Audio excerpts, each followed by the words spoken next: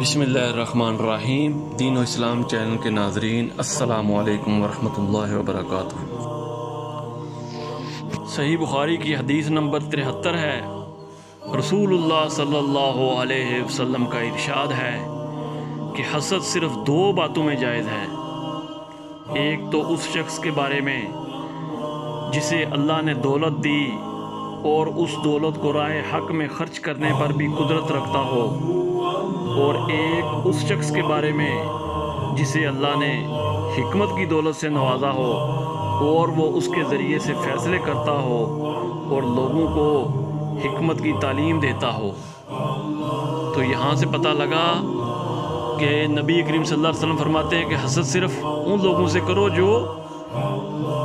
جن کو اللہ تعالیٰ نے دولت دی ہے اور وہ راہ حق پر خرچ کرتے ہیں۔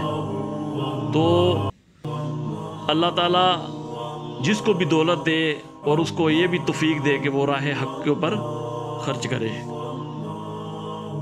قرآن و حدیث کی تعلیمات کے لیے دین و اسلام چینل کو سبسکرائب کریں۔